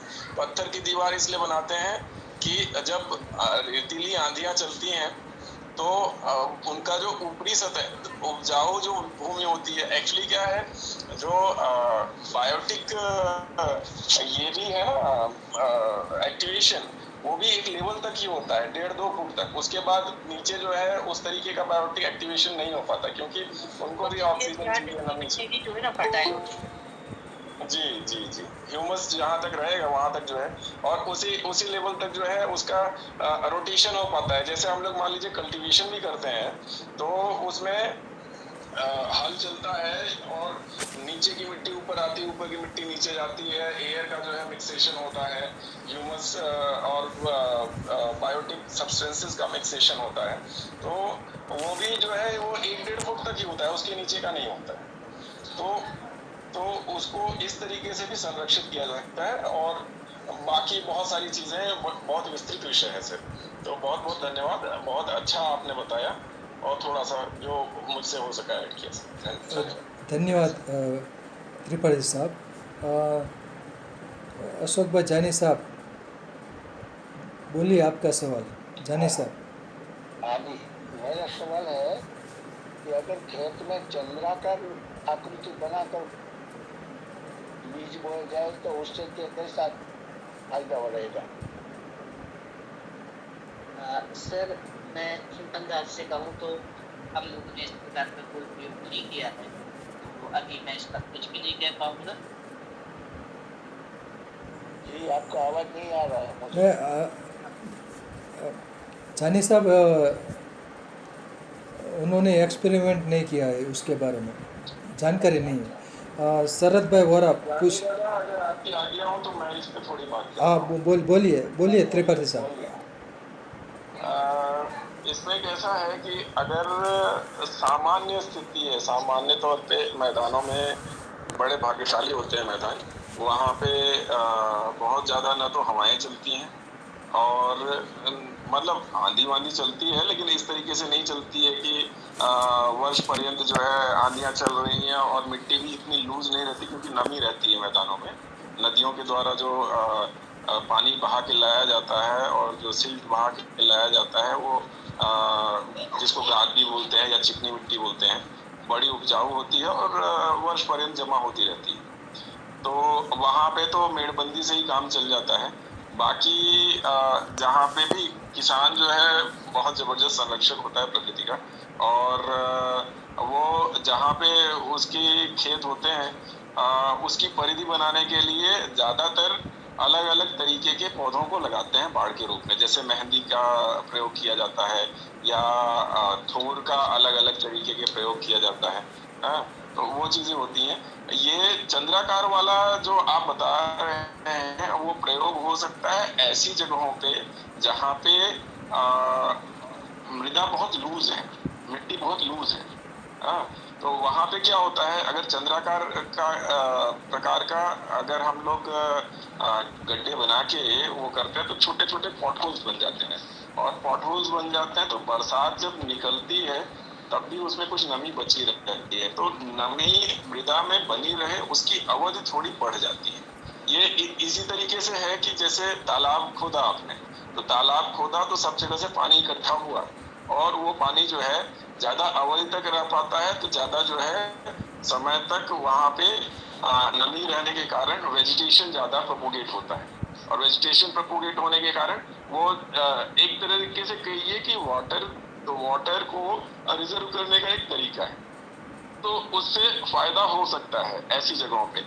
दूसरी चीज अपन देखें ना, तो ज्यादातर क्या होता है कि जहाँ पे एरिड माहौल होता है, एरिड मतलब जहाँ हवाएं ज्यादा चलती है और मृदा लूज है, जैसे रेगिस्तानी इलाके, तो वहाँ पे क्या होता है, जब भी ये इनका सेडिमेंटेशन होता है, सेडिमेंटेशन यानी कि एक जगह पे इकट्ठा होना मिट्टी का, तो वो कैसा होता है, बंड फॉर्म में होता है, बंड में होता है, जिसको जो चंद्राकार होता है। तो इससे क्या होने वाला है कि अगर मान लीजिए चंद्राकार है और वहां पे निक्षेपण की जगह है, निक्षेपण यानी जमा होने की जगह है, तो बट ऑब्वियस है कि ग्रेविटेशनल फोर्स के कारण वहां पे जो मिट्टी जो है टॉप लेयर, वो कहीं ना कहीं बहुत ही फर्टाइल होगी, उसमें ह्यूमस की मात्रा भी अच्छी होगी, तो वो वहाँ पे जमा होगी, तो वो प्रोपोगेशन में काफी मदद करेगी। धन्यवाद। शुक्रिया, आभार, अच्छी सर जानकारी मैं दी। एक पर्पस के साथ दो साइड जोड़ना चाहता हूँ कि हम सब लोगों का एक साझा पर्पस है कि ये मिट्टी का हेल्थ कैसा बने। उस मिट्टी के हेल्थ पे बनने के क्रम में जैसे मिट्टी के प्रकार और सर ने बड़े अच्छे से रखा कि जहाँ मिट्टी लूज है या टाइट है या ह्यूमस है या नहीं है, इस प्रकार से तो ये हर एग्रोक्लाइमेटिक जोन में मिट्टी के उसकी प्रोसेस बदल जाती है। तो जो ये पद्धतियां हैं तमाम प्रकार से भी, चाहे वो नमी को मेंटेन करने के लिए हो या पर्दन को रोकने के लिए हो, ये कभी भी सार्वभौमिक नहीं होती। ये क्षेत्र विशेष की अलग अलग पद्धतियां होती हैं। हम लोगों के यहाँ तालाब सक्सेस है इसलिए मैंने तालाब का उदाहरण दिया है ना, और ऐसे कई जगह अलग अलग प्रयोग, जैसे मैंने राजस्थान में चौका विधि को देखा, सर ने पहाड़ों का भी रखा है ना, और तमाम तरीके से। तो पद्धतियां हमेशा बदलती रहती हैं, समय के हिसाब से बदलती रहती हैं, परिस्थिति जन्य तरीके से बदलती रहती है, लेकिन यदि पर्पज स्पष्ट है कि क्या करना है तो फिर हम तरीका बेहतर से निकाल सकते हैं। धन्यवाद। उमेश भाई थानके साहब, कोई सवाल है तो पूछिए। थानके साहब, उमेश भाई थानके साहब।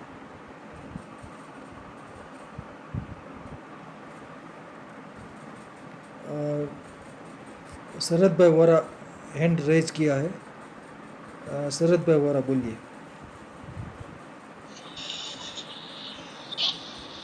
शरद भाई वोरा, अटा उमेश भाई बोले, हालो उमेश भाई बोलिए। મિત્ર સાહેબ, તમને યાદ હોય તો એક વખત સેવ સોઇલ ઉપર મારો આખો એક વેબિનાર હતો। नहीं, कई बात नहीं। સેવ સોઇલ ઉપર એક આખો વેબિનાર હતો। हिंदी में बोलिए। જ્યારે हिंदी में बोलिए, कान की चाप हिंदी में बोलिए। आपको अगर याद होगा कि जब हमारे सदगुरु पूरे वर्ल्ड में ट्रैवल करके एक मैसेज कन्वे करना चाहते थे सेव सोइल, तो सेव सोइल एक्चुअली वो क्या मैसेज देना चाहते हैं, तो इसके बारे में मेरा एक वेबिनार पूरा हो गया है हमारा गिरनारी मंडल में सेव सोइल के बारे में।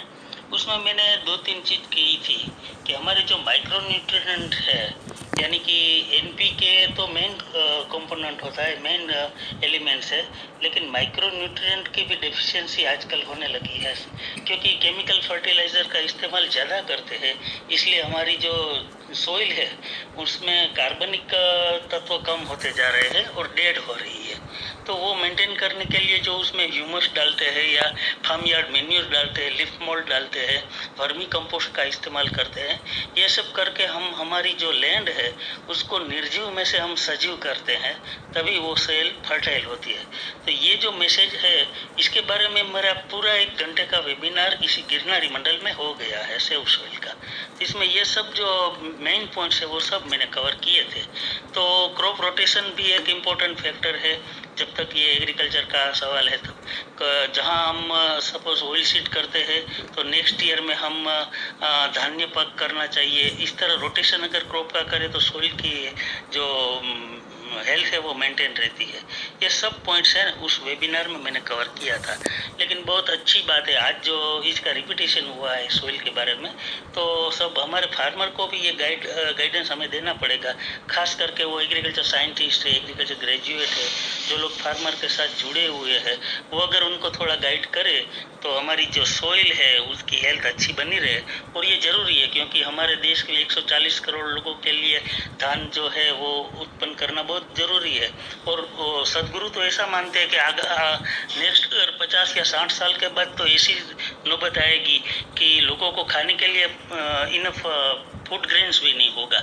इसलिए वो सोइल को उसकी हेल्थ मेंटेन करने के लिए वो कहते हैं और वो मैसेज लेके पूरे वर्ल्ड में घूमे थे। बस तो मेरा यही कहना है कि फार्मर लोगों को हमें गाइड करना चाहिए, उनको पता भी है, लेकिन अच्छी तरह से एग्रीकल्चर साइंटिस्ट उनको गाइड करे तो हमारे सोइल की हेल्थ अच्छी बनी रहे और फसल ज़्यादा उसमें से निकले। बस तो धन्यवाद थानकी साहब, अच्छी जानकारी दी। शरद भाई वोरा हैंड रेज किया है। शरद भाई वोरा, शरद भाई वोरा।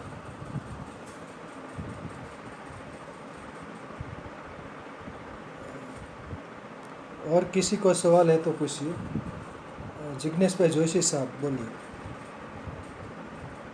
जिग्नेश भाई जोशी साहब। નહીં સાહેબ, નહીં. અચ્છા. શર્મા સાહેબે બહુ સરસ ઉત્તમ સમજ્યો. नहीं, हिंदी में, हिंदी में. हाँ, शर्मा सर ने आज बहुत अच्छा समझाया मृदा विज्ञान और मृदा विज्ञान का क्या क्या फायदा है, कौन कौन सी मृदा है, कैसे पनपती है, कैसे बनती है, तो उसका अच्छी तरह से बताया. धन्यवाद सर. अब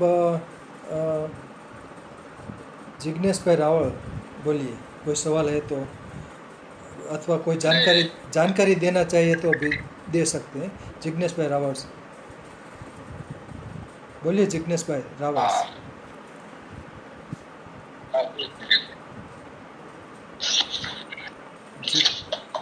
जिग्नेश भाई रावल. ના સાહેબ, સવાલ તો કઈ છે નહીં. नहीं, कोई जानकारी देना चाहिए तो सॉइल कंजर्वेशन के बारे में. साहब ने हमको अच्छी जानकारी दी. अगर हमारे यहाँ रेती के जो भूमि के प्रकार है वो 3 प्रकार के माने जाते हैं. रेताल माने रेती वाला, जिसमें पानी रहता नहीं है, सूख जाता है. दूसरा है बोराड़ू बोलते हैं, उसमें लाल कलर जैसी मिट्टी रहती है. तीसरा है चिकनी मिट्टी वाली, काली मिट्टी वाली भूमि. जो रेताल भूमि रहती है वो वात भूमि कहलाती है. बोराड़ू भूमि है उसको पीतज भूमि बोला जाता है. और चिकास वाली जो भूमि है काली मिट्टी, उसको कपज भूमि बोला जाता है.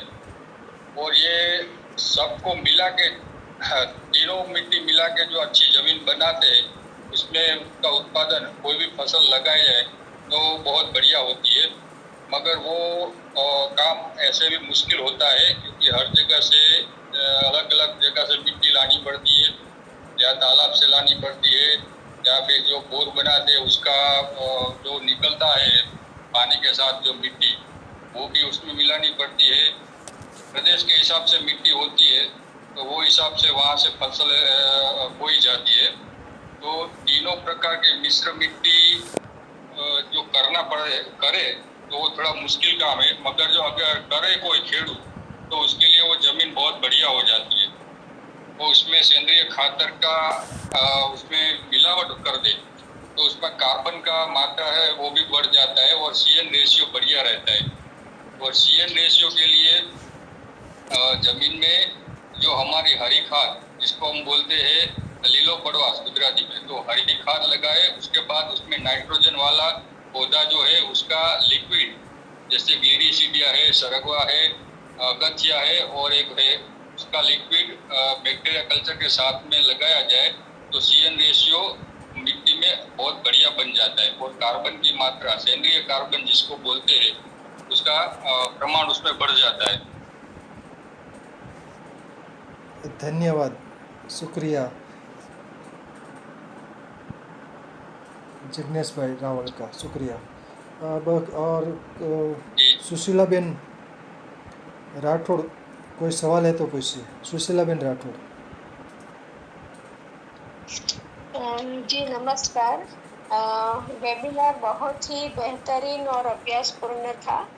हमको बहुत सारी नई चीज़ें जानने को मिली है और आपका बहुत सही समय पे वेबिनार हुआ क्योंकि अभी अभी विश्व पर्यावरण दिवस गया है और उसका विषय भी था लैंड रिस्टोर करना. मतलब अगर सूखे से बचना है तो पहले लैंड का पुनः स्थापन करना पड़ेगा, जो कि हमने आजकल कंक्रीट, डामर और पेवर ब्लॉक से जीवंत जमीन को खत्म कर दी है. और पर्यावरण दिवस में उसका स्लोगन भी था अवर लैंड इज अवर फ्यूचर, मतलब हमारी भूमि ही हमारा भविष्य है. क्योंकि जीवंत जमीन नहीं होगी तो हमारा जीना भी मुश्किल होगा. तो बहुत ही सही समय पे वेबिनार हुआ, तो इसके लिए भी आपका धन्यवाद. और ये जो अर्धचंद्राकार का जो जानी सर पूछ रहे थे, तो आजकल अफ्रीका में क्लाइमेट चेंज की वजह से सूखा पड़ा हुआ है. उनका पूरा फसल फेल हुआ है अभी. तो वहाँ के लोगों ने ऐसा करना शुरू किया है ताकि बारिश का पानी वो लोग रोक सके और वहाँ पे थोड़ी हरियाली हो जाए और जिससे भूगर्भ जल थोड़ा बच जाए।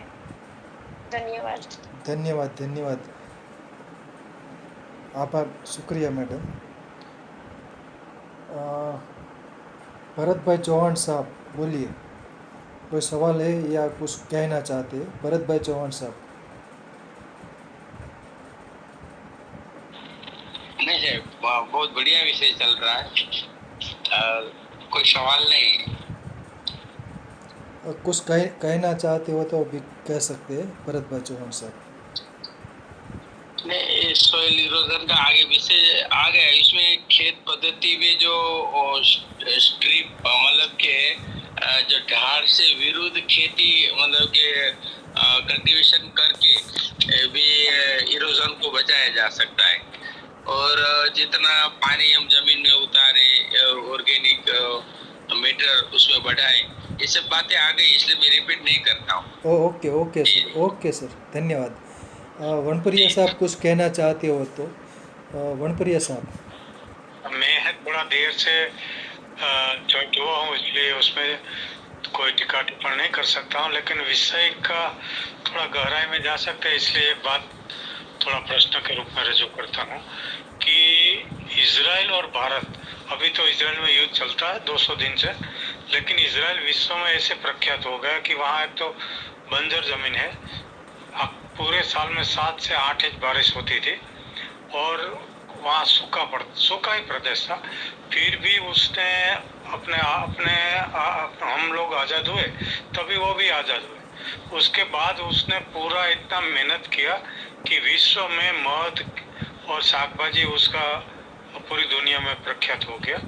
तो हमारे यहाँ कच्छ है, राजस्थान है, या कुछ थोड़ा और भी एरिया है जहाँ की मिट्टी भी उसके जैसी है, थोड़ी रेताड़ है, गर्मी ज़्यादा पड़ती है, बारिश भी कम होता है।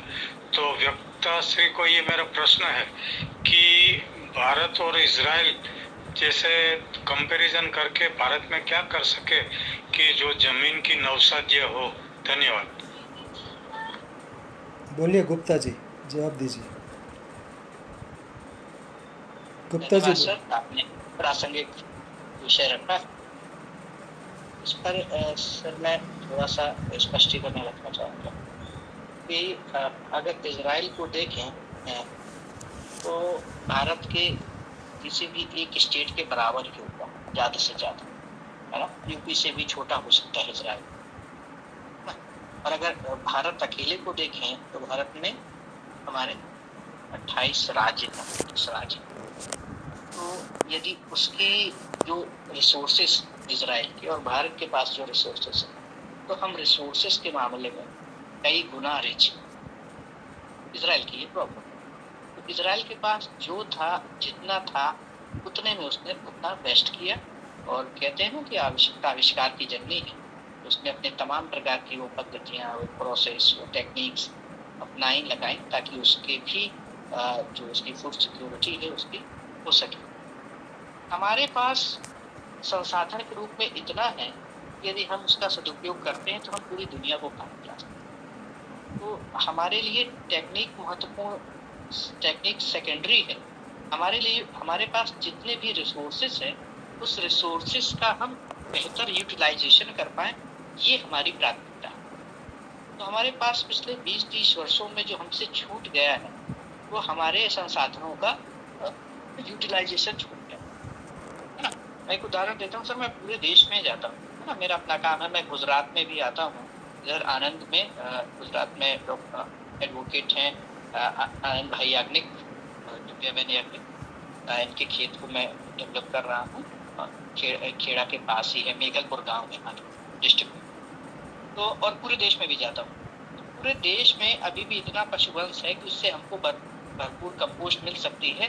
और जितने भी हमारी ज़मीन है उसके अनुपात में एक निश्चित कंपोस्ट हमको चाहिए, और वो गांवों में उपलब्ध है। वो कंपोस्ट उपलब्ध होने के बावजूद हम उसको खेत तक नहीं पहुंचा पाते हैं, ये हमारा फेलियर है। ये हमारी एग्रीकल्चर शिक्षा का फेलियर है, या हम उसको यूटिलाइजेशन नहीं कर पाए, हमारी अपनी व्यक्तिगत समझ का फेलियर है। तो रिसोर्सेस के मामले में हम कई गुना रिच हैं, उन रिसोर्सेस को यूज करना नहीं आता है, इसमें हम इजराइल से कई गुना पीछे हैं। इजराइल कम से कम रिसोर्सेस को अपने यूज करके बेहतरीन उत्पादन और विश्व में नाम कर रहा है। हमारे पास रिसोर्सेस के मामले में उससे कई गुना आगे हैं, लेकिन उस रिसोर्सेस के सदुपयोग के मामले में उससे कई गुना उतना ही पीछे हैं। तो हमको यदि इजराइल से सीखना है तो हम अपने रिसोर्सेस का बेहतर यूटिलाइजेशन कैसे कर पाए, पहली चीज तो ये सीखने की जरूरत है। फिर अभी जैसे किसी भैया उमेश भाई बता रहे थे कि जग्गी गुरु ने पूरा विश्व घूमा और हो गया सेफ सॉइल, तो उसको मैं थोड़ा सा अपने दृष्टिकोण से देखता हूँ। तो मैं कभी भी सेफ सॉइल का समर्थन नहीं करता। मैं कहता हूँ, या हम इसको देखते हैं अपनी तरफ से कि मेक सॉइल सेव। हम क्या करेंगे, सॉइल तो है ही, मिली ही है, इसमें मानव जाति का कोई योगदान नहीं, ये प्रकृति प्रदत्त विधि से मिली हुई है। मानव जाति का योगदान तब है जब हम उसको मेक सॉइल कर पाए, माने उसकी जो फर्टिलिटी है उस फर्टिलिटी को मेंटेन कर पाए और लगातार इनरिच कर पाए, ताकि आने वाली पीढ़ियों को हम शुद्ध खाना दे पाए, ज्यादा शुद्ध पानी दे पाए, वाटर में जो हमारे नीचे कंजर्वेशन है उसको पानी को बढ़ा पाए, ऑक्सीजन और तापमान का एक निश्चित संतुलन दे पाए। माने जैसे हरी भरी धरती हमें हमारे पूर्वजों ने दी थी या हमें मिली थी, हम ऐसी हरी भरी धरती अपने आगे वाली पीढ़ी को ट्रांसफर कर पाए। और वो तब हो सकता है जब हम इस समझ के साथ उतरे कि हमारे पास जो भी रिसोर्सेस हैं, हम उन रिसोर्सेस का बेहतर यूटिलाइजेशन करके अपनी फूड सिक्योरिटी को भी मेंटेन करें, अपनी फूड सिक्योरिटी के साथ साथ फूड की क्वालिटी, माने क्वालिटी के साथ हम फूड सिक्योरिटी को लें, और इसमें गुणवत्ता भी हो, उसमें हमारी खेती करने की लागत भी घटे, हमारे जो सॉइल इरोजन है, इरोजन को हम कम से कम कर सकें। जो भी प्राकृतिक विधि से होता है थोड़ा बहुत वो होता ही है, लेकिन जो अभी अप्राकृतिक तरीके से भी होने लगा है कि टेम्परेचर अधिक बढ़ गया है, या खेत में पेड़ नहीं बचे हैं, या खेडूत लगातार परेशान है, तो हम खेडूत की हैप्पीनेस को भी बढ़ा पाएँ, देश की फूड सिक्योरिटी को भी बढ़ा पाएँ, हम क्वालिटी फूड भी खा पाएँ, हम नेचर को बैलेंस करते हुए जिए। इसके लिए हमें अपने यूटिलाइज जो भी हमें मिला है या उपलब्ध है, तो उपलब्ध संसाधनों को बेहतर यूटिलाइजेशन के साथ में यदि चलते हैं तब। और टेक्निक उसका सेकेंडरी पार्ट है कि टेक्निक आने से किसी भी वस्तु के प्रोडक्शन की क्षमता को कई गुना बढ़ाया जा सकता है। यदि टेक्निक की आवश्यकता है तो हम भारत के आधार पर वो टेक्निक को लें। टेक्निक में दो ही तकनीक कभी भी खराब या अच्छी नहीं होती है। तकनीक को जांचने का एक दो पैमाना है जिससे समाज न टूटता हो और धरती का असंतुलन न होता हो। उस तकनीक को लेने में कोई खराबी नहीं है, तो हम ऐसी तकनीकों को लें जिससे धरती का असंतुलन न हो और समाज न टूटे। हम तकनीक के साथ और बेहतर यूटिलाइजेशन की समझ के साथ हम अपने संसाधनों का प्रयोग करते हैं, तो आज देश में जितने भी पीपल हैं 140 करोड़, हम 140 करोड़ पीपल्स के खाने का, अपने लोगों को खाने का इंतजाम हम अपने देश की जो भी संसाधन उपलब्ध उसमें कर सकते हैं। ऐसा मेरा मानना। धन्यवाद। सर ने जवाब अच्छा दिया, लेकिन फिलोसॉफिकल जवाब दिया सर। हमें ये चाहते हैं कि 10-12 टेक्निक का हमें ज्ञान बताए ताकि हम थोड़ा समझ पाए। खास 2 स्टेट मैंने बोला, तो ये स्टेट तो नहीं है, जिला है, और राजस्थान का जैसे बंजर जमीन को थोड़ा नवसाध्य करने में टेक्निक क्या काम आती है और टेक्निक है। धन्यवाद। क्रियात्मक रूप में भी इसको बता देता हूँ। एक शब्द है सर, हम लोग जैसे करते हैं उसको बोलते हैं हम लोग फार्म डिजाइनिंग, है ना। तो फार्म में जो भी खेत है हमारा, उसमें लगने वाली जितनी भी चीजें हैं वो हमारी खेत से हैं। तो उसके लिए पहले ही टेक्निक इसको इस्तेमाल कर सकते हैं कि खेती बिना गोवंश के या बिना पशुपालन के नहीं होगी। तो जितना भी पशुपालन है तो उसका प्राइमरी प्रोडक्ट उसका गोबर और उसका मूत्र है, क्योंकि वो पैदा होने से मरने तक देता है, वही उसका प्राइमरी प्रोडक्ट है। तो इस प्राइमरी प्रोडक्ट को हम बेहतर प्रकार का कंपोस्ट में बदल पाए, तो खेत में अधिक से अधिक मात्रा में कंपोस्ट जा पाए। एक तरीका है ना, ये पहला स्टेप है, कंपोस्ट पहला स्टेप है। दूसरा स्टेप है कि वहाँ के एग्रोक्लाइमेटिक जोन जो भी उसका जलवायु क्षेत्र है, उस जलवायु क्षेत्र के का हम एक बार अध्ययन कर लें। उसमें सर्वाइवल जो भी उसमें पौधे अच्छे से सर्वाइव करते हैं, प्लांट्स, है ना, तो किसी भी प्रकार के हों, फलदार हों, लकड़ीदार हों, है ना, झाड़ियाँ हों, श्रब्स हों, जो भी वो, तो उनका एक निश्चित अनुपात अपने खेत में मेंटेन करना होगा। दूसरा, क्योंकि हमें खाने के लिए फ्रूट्स वगैरह भी चाहिए। अब हम अकेले फ्रूट्स नहीं खाते हैं, हमें वेजिटेबल्स भी चाहिए, दलहन भी चाहिए, मिनट्स भी चाहिए। तो अगला क्रम है कि हमें जितनी आवश्यकता हमारी अपनी है ना, उतनी मात्रा में हम उसमें पहचान करके जो भी हमें फसलें चाहिए उसको लगाएं। और खेत जितना अनुपात मांगता है कंपोस्ट का, उस अनुपात में कंपोस्ट डालना। उसका हम लोग एक मोटा सिद्धांत देते हैं सर कि हमने किसी भी खेत से या किसी भी प्लॉट से कोई हमने फसल निकाली साल भर में या 6 महीने में, उसको कैसे भी जोड़ लीजिए। मान लीजिए एक साल में 1 एकड़ खेत से हमने 20 किलो उसका 20 क्विंटल दाना लिया और 20 क्विंटल उस दाने के नीचे का जो उसका तना या भूसा वगैरह होता है, 40 क्विंटल उदाहरण के लिए हमने लिया। तो हमने 40 क्विंटल ठोस लिया है किसी जमीन से, तो हमने क्या लिया है, उसका कार्बन लिया है, माने उसकी ताकत ली है। तो 40 क्विंटल खाद की व्यवस्था करना, कंपोस्ट की व्यवस्था करना, ये हमारा पहला काम है। तो ये पहला काम है कि जितना खेत से लेते हैं उतने मात्रा में या उससे 1.25 गुना मात्रा में खेत को वापस लौटाना है। ये पहला सिद्धांत है अपने उत्पादन को ऑप्टिमम लेवल पर ले जाने का, है ना। नेचर में जितना भी उपलब्ध है वो सब ऑप्टिमम लेवल पे है, माने नेचर जितना दे सकती है अधिक से अधिक मात्रा में उतना लेना, एक भाग ये है। दूसरा प्लांटेशन के माध्यम से, जैसे ही हम प्लांट्स लगाते हैं, फ्रूट्स लगाते हैं, बाग तैयार करते हैं, तो उत्पादन कई गुना बढ़ जाता है। साथ में जो मिट्टी का जो क्षरण होता है भी किसी न किसी कारण से, तो जैसे कि पहले भी चर्चा में आ चुका है कि जब हम प्लांट्स लगाते हैं तो उसकी जो पत्तियां गिरती हैं तो उस जगह पर नमी अधिक रहती है, बारिश होती है तो सॉइल लाइफ पनपती है, तो नमी अधिक दिनों तक लॉक रहती है। तो नमी अधिक दिनों तक लॉक रहती है तो सॉइल का इरोजन रुकता है, सॉइल का इरोजन रुकेगा तो सॉइल फर्टाइल होती है और कुछ ना कुछ देती है।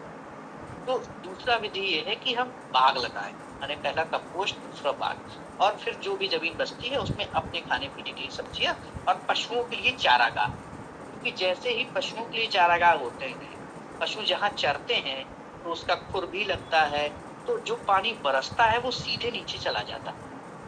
तो पानी को यदि सीधे भी नीचे भेजना है, माने उसका हमें वाटर कैपेसिटी बढ़ानी है किसी भी जमीन की या वो उसका भौगोल, तो एक पशु चारण अपने खेत में के आसपास से उस क्षेत्र में जहाँ की भी आवश्यकता है वो आवश्यकता को पूरा करना होगा हमें। ये उसका एक और स्टेप है। फिर उसमें उत्पादन बढ़ाने के बहुत सारे स्टेप्स धीरे धीरे हैं, जिसको हम लोग कई बार क्रियात्मक रूप से करके भी समझते हैं और क्षेत्र विशेष के हिसाब से कुछ कुछ अमेंडमेंट्स भी होता रहता है। धन्यवाद सर, धन्यवाद धन्यवाद। त्रिपाठी साहब बोलिए, त्रिपाठी साहब।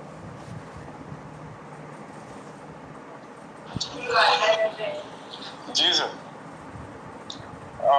मृदा संरक्षण के लिए जो अलग अलग टेक्निक्स बता रहे हैं सर ने तो काफी अच्छा विस्तृत बताया। जो वाड़बड़िया साहब स्पेसिफिकली चाह रहे थे कि किस तरीके से किया जा सकता है टेक्निकली, तो उसमें ये बात तो सर की बिल्कुल सही है कि भाई जो स्थितियां होती हैं, भारत बहुत भाग्यशाली या सौभाग्यशाली है कि भारत की 52% भूमि ऐसी है जो कृषि योग्य है। इतनी भूमि विश्व में किसी के पास नहीं है जो कृषि योग्य हो। और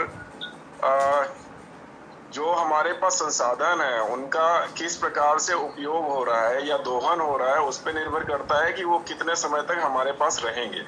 अन्यथा उनका क्षरण या जिसको बोलते हैं कि नुकसान होना ही होना है। आज जिस तरीके से वनों की कटाई हो रही है, जिस तरीके से बंजर भूमि को और कृषि योग्य भूमि को ट्रीट कर रहे हैं हम लोग, बंजर बनाने के लिए अलग अलग तरीके की जो रासायनिक खादों का प्रयोग कर रहे हैं, वो कहीं ना कहीं उनको ये कर ही रहा है। और इस बात से मैं भी सहमत हूँ कि इजराइल, यूरोप या कोई भी अन्य देश और हमारे देश की जो स्थितियां हैं वो अलग अलग हैं, इसलिए उनको जस्ट कॉपी करके हम करने की कोशिश करें कोई चीज तो वो उचित नहीं होगी। इजराइल गुजरात का 1/5वां हिस्सा है, और अगर इस हिसाब से देखा जाए तो हमारे पास कितनी भूमि होगी जो कृषि योग्य होगी, क्योंकि हमारे पास तो 29 राज्य हैं, सब अलग अलग क्षेत्रफल के हैं, लेकिन अगर कुल मिला के देखा जाए तो लगभग गुजरात जैसे 29 राज्य हो जाएंगे, क्योंकि कई राज्य बहुत बड़े हैं, जैसे उत्तर प्रदेश है, मध्य प्रदेश है, महाराष्ट्र है, ये सब बहुत बड़े बड़े राज्य हैं और इनके पास कृषि योग्य बहुत अच्छी खासी जमीन भी है।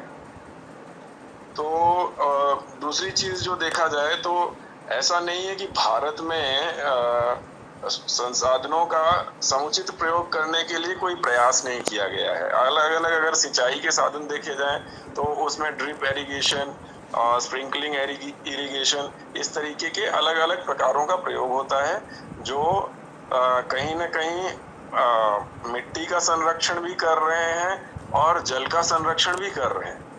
इसी तरीके से एक प्रकार होता है जिसमें या तो जो घास फूस होती है, पुआल होता है, उसको बिछा के उसके अंदर बीजीकरण किया जाता है, या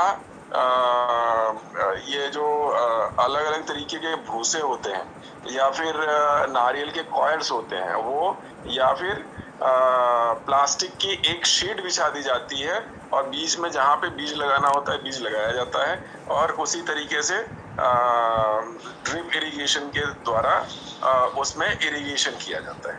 तो इससे क्या होता है, नमी बरकरार रहती है और कहीं ना कहीं ये जो वीड्स होते हैं वो उनको पानी नहीं मिलने के कारण उसकी समस्या नहीं होती है। तो ऐसी बहुत सारी पद्धतियां हैं। अब इजराइल के पास समस्या क्या थी, टेक्निक्स वहाँ पे बहुत सारी हैं, अपने यहाँ भी आ रही हैं, जैसे अभी ड्रोन्स के द्वारा इरिगेशन भी हो रहा है, इंसेक्टिसाइड, पेस्टिसाइड, इन सब चीज़ों का प्रयोग भी हो रहा है, लेकिन वो कहाँ तक सुलभ है, कहाँ तक स्वीकृत है और कितना उसका प्रयोग होगा, इस पे संशय हमेशा रहने वाला है। कई सारी, चूंकि हम लोग जो है इलेक्ट्रॉनिक इंडस्ट्री से बिलोंग करते हैं और कहीं ना कहीं ड्रोन से भी लेना देना रहा है, तो उस हिसाब से हमने कई सारे लोगों से बातचीत की, किसानों से भी बातचीत की, और जो सरकारी नीतियां हैं उस पे भी बहुत सारा विचार विमर्श हम लोगों के बीच हुआ। उसमें हम लोग ये देखते हैं कि जैसे गुजरात सरकार की स्कीम है, तो वो ये कहते हैं कि भैया आप जो है छिड़काव करो, छिड़काव पे सब्सिडी मिलेगी। अब छिड़काव कराने, मान लीजिए 5,000 का छिड़काव होता है तो उस पे सब्सिडी 50% है, और ड्रोन आता है 5 लाख का। बनाने वाले को सब्सिडी नहीं मिलेगी, उसको बेचने वाले को सब्सिडी नहीं मिलेगी, सर्विस लेने वाले को मिलेगी सब्सिडी, यानी कि किसान। यानी कि आप चाहते हो कि फल पहले लग जाए, पेड़ ना लगे। तो ऐसी जहाँ पे समस्याएं होंगी वहाँ पे कभी भी जो इच्छित रिजल्ट है वो मिलने वाला नहीं है। तो इसीलिए देखिए ना, अगर भूमि संरक्षण की बात की जाए तो जितनी स्कीमें सरकार द्वारा चलाई गई वो कुछ हद तक हुई होंगी, लेकिन जो जन समुदाय द्वारा चलाई गई वो हमेशा सफल हुई। बहुत बहुत धन्यवाद। धन्यवाद, अच्छी जानकारी मिली, धन्यवाद जितेंद्र गुप्ता साहब का भी, जिन्होंने सरस बढ़िया जानकारी दी मिट्टी के बारे में, और प्रश्नोत्तरी सवाल जवाब भी अच्छा रहा, अच्छी चर्चा भी अच्छी रही। बहुत बहुत धन्यवाद। बात थोड़ी बताना चाहता हूँ। आप बोलिए। हम इजराइल का तो ऐसे एग्जाम्पल दे दिया, लेकिन अपना गुजरात और गुजरात में भी कच्छ, और कच्छ में भी एक आध दो उदाहरण देता हूँ कि ये रिलायंस का कोई मैं एजेंट वेजेंट नहीं हूँ, लेकिन रिलायंस वाले को वहाँ जगह जमीन दी, इंडस्ट्री दी गवर्नमेंट में, तो वहाँ रूल्स निकाला कि भाई थोड़ा वृक्ष लगाना पड़ेगा। तो सरों और ऐसे वृक्ष लगाए, लेकिन इनमें संतोष नहीं हुआ और पानी की कमी होती थी। तो रिलायंस वाले ने जामनगर में पानी मांगा, तो जामनगर वालों ने डैम से पानी नहीं दिया।